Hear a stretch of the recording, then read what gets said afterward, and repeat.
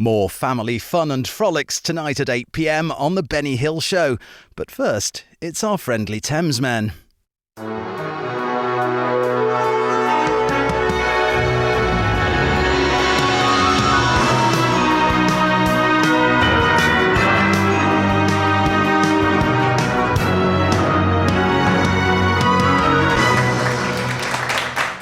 Ta-da! Failed musicians. No, magicians. Well, failed musicians and magicians as well. It's such a fine line, isn't it? It is. Basically, failed is the common denominator, I would suggest. Absolutely. Talking of which, my name's Alex, and I'm from San Francisco. I'm George. I'm in Los Angeles, and we're just hanging out, and we are on day 4 of Rush Week. Yes.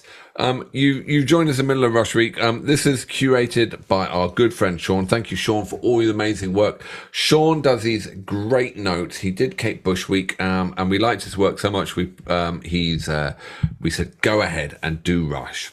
It's amazing. We have no money, we make no money, we pay no money, and we have this great community of people who join in and help us, and it is fantastic. So thank you.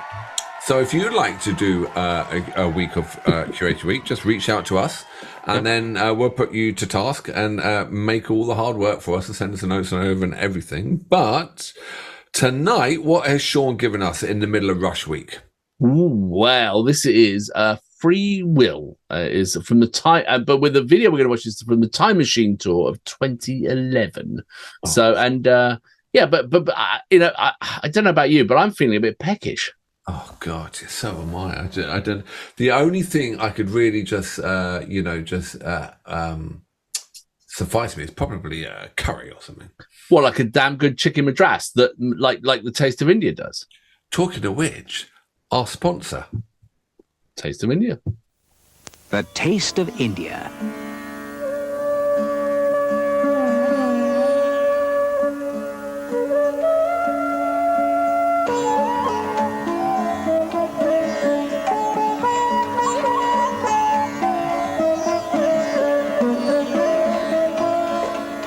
Experience the taste of India.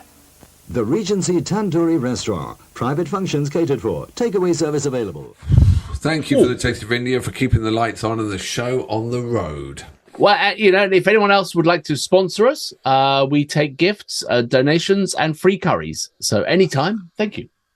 Right. So do you want to? The notes are so long.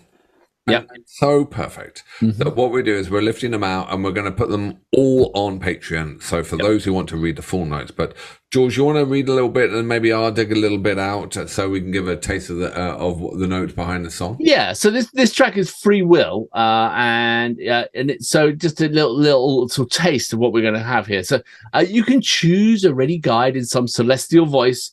If you choose not to decide, you still have made a choice. You can choose from phantom fears and kindness that can kill. I will choose a path that's clear. I will choose free will.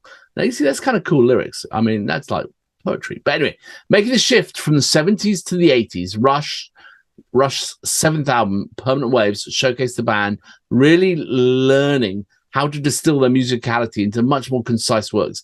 Freewill contains many of the best elements of Rush in a reasonably radio-friendly song format. A couple of notable notes for this song we're about to hear. It is the last example of Geddy's shrieking high vocals, which were characteristics of many songs from the 70s. In fact, Geddy has said that the final verse of Freewill is at his highest vocal register. It's pretty cool. The guitar solo is actually a 3-part solo. Guitar, bass, and drums all take on a frenetic improvisation for the duration of the solo. And many fans declare this minute of music to be Rush's finest group musical moment, capped off by Geddy taking the vocals to another level at the end of the passage. Alex has said that he finds the solo a really hard solo to play, as well as describing it as frenetic and exciting and one of the most ambitious pieces of music Rush has ever done. When it is performed live, you can see the band thoroughly enjoying the challenge, and when they get it working the way that they like it, you can also see the moments that they throw quick, triumphant or gleeful looks at each other. Yet another example of Rush's working in odd time signatures. The song increases in complexity as it plays out, yet still manages not to feel weird. It has more commonplace 4/4 time signatures in parts, but begins with what? 13/4. Oh my 13/4? God. It goes to 15/4. And then 12/8 in the solo, then 3/4 in the chorus. You are kidding me. That's amazing. I could do 3/4 and I could do 4/4. Yeah, right, exactly. I didn't even know that 13/4 existed. But anyway, even this more familiar odd time, the band still adds some wrinkles to it. The takeaway being that these guys are barely past their mid-20s, yet creating some of the most complex and challenging music around to see that they could take it and whether their fans would come along for the journey, which obviously they did, and that's really interesting. The lyrics are insightful and thought-provoking, although the message will be lost to many. I'm not certain of Alex's religious background, but Geddy is Jewish and Neil is brought up in some form of Christianity. Belief is in a greater power as part of their young lives. Neil talked of his difficulty resolving some of what he was being told at a younger age. I sang the hymns and I read the Bible stories, but I was always perplexed, like, really? Jesus wants you for a sunbeam, for what? Eventually, his struggles with belief ended up with him rejecting the stories he was told, and the lyrics of Freewill clarify his viewpoint. In typical Canadian fashion, he tries not to offend, but instead suggests that others can choose to follow some ready-made directions on how to live their lives, but he preferred to live on his own terms. Neil's ability to see both sides of an issue was a column element to his songwriting, even the protest songs, or perhaps especially the protest songs. Sean, you write so well, my friend. That is perfect. Do you mind if I pick out a couple of pieces from? Please, carry on. Yeah. As soon as the intro riff begins, the crowd erupts, knowing that they're about to witness Rush at their best. As mentioned above, Freewill is amongst the most challenging works that Rush produced. This version also shows that. In spite of his age and difficult studio vocals Geddy has to try and emulate, he's still able to hit some of the incredibly high notes. The fans know that this song is a killer. Geddy knows it's a killer. But as soon as the song starts, the fans are ecstatic, hoping he can deliver the goods. When he gets to the last verse, he ramps up into a next octave and brings the vocals home, and the fans go nuts. Geddy knows he's owned it. The fans are just beside themselves with emotion. This is often the case with Rush concerts. As the song closes out, you can see the guys relax. It's shifted into some of the easier passages, and they made it through the meeting with exceptional standards that they hold for themselves. At the one point, you see them throw knowing looks at each other like, fuck, yeah, that's the stuff. Because this was recorded in 2011 when they're like 50 years old or something. Apparently on a long... old. Well, yeah, exactly. Mere kids. And, but this was on a tour where they've been playing it a lot, and they still could do it. So I can't wait. Guys, this is going to be good. I'm really looking forward to this now. All right. Sit back, relax. Rush, Freewill, Time Machine. Here we go. 2011. Are you ready? I am ready, sir. All right. See you on the flip side. 3, 2, 1, boom.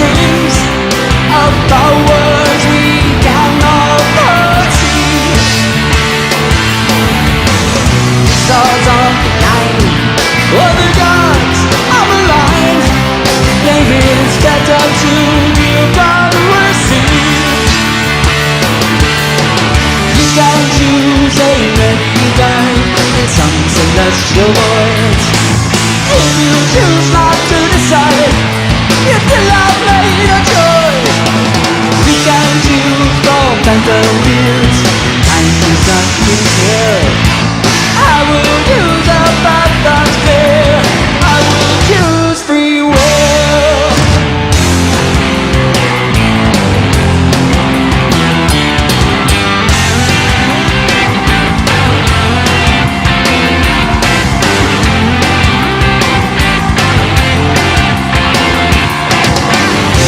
Those who think that even tells are using and the gods are stacked against them. They were born in Moses.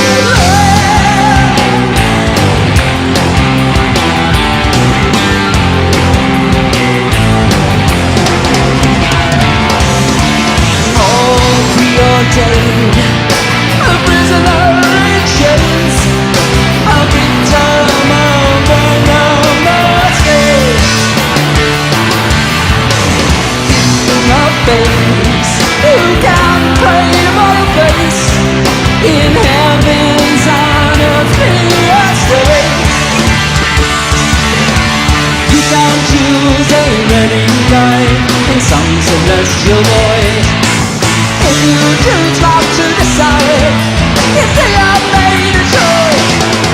You can choose from phantom fears and choose not to kill. I will choose a path that's clear.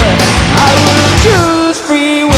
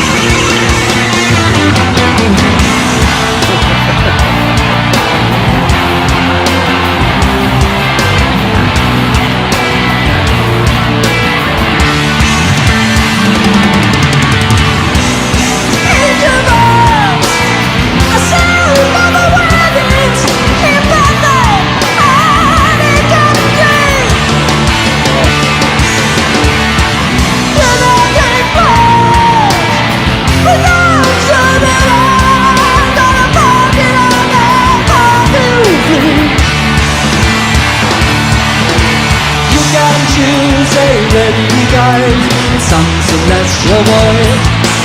If you choose not to decide, you still have made a choice. You can choose from phantom fears, kindness that can kill. I will choose a path that's clear. I will choose free will.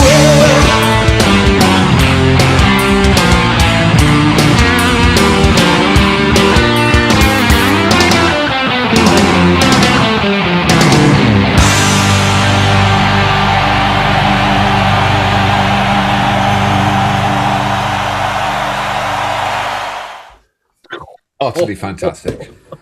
I always forget how complex their songs are. You know, It's beyond complex. I like.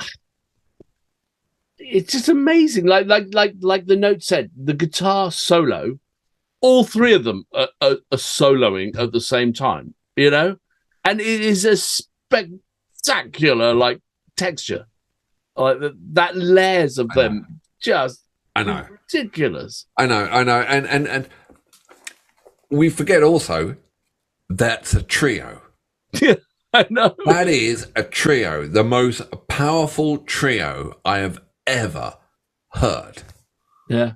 Now, is it like, I think it's, I don't know how to quite form this, but it's fascinating that you can get to be a band like Rush, where you start off on your own path. And some of the other notes I'd read earlier said that, they would go into the studio and the record labels would not go in there. They'd just be allowed to do their own thing and they would create their music. But the fans followed them along. And almost the longer they went, the more people reveled in the complexity of what they were capable of and the subtlety of within that. And so that's why I think some people are in the Rush club and some people are not, because they didn't pick up that trail, maybe. Well, I've got a different point of view. I think that they went off doing what they do. They're phenomenal musicians, and there was a point when it was totally not cool to be a Rush fan. Okay, right? It was. I remember being a teen. It was not cool. They didn't change what they did. They did exactly what they wanted to do, and they kept on this complex kind of, surgical, like phenomenal, and them keeping straight. The fans have come back round, and now it's cool to be a Rush fan, and and their core have never left them either. They didn't pander to anyone. How could they change? They didn't sell out. They just did their thing. They were Rush, and like, either you follow and you keep up, or that's it, and that's brilliant. I think that's kind of, that comes back to the spirit of the radio thing. They kind of, they didn't succumb to the sort of commercialism in the same way that other people did, How did three? I mean, I think that the guitarist and Geddy, they met each other at school, but I mean, how do you get three monster musicians of such quality? I mean, we're talking about the timing at the beginning. Timings, I've never heard timings that came from the 17th century, and there they are applying it to modern day rock. And it's not one of them, the three of them, three. I mean, I watched the guitars, I watched Geddy on the bass, and I watched the drums. Each one of them are the best of the best. Totally like in sync with each other. Yes. Which is astounding, I suppose.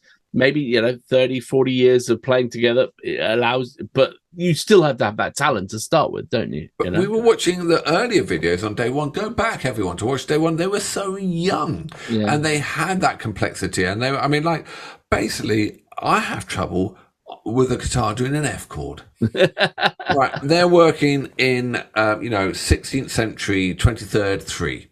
Yeah, yeah, right.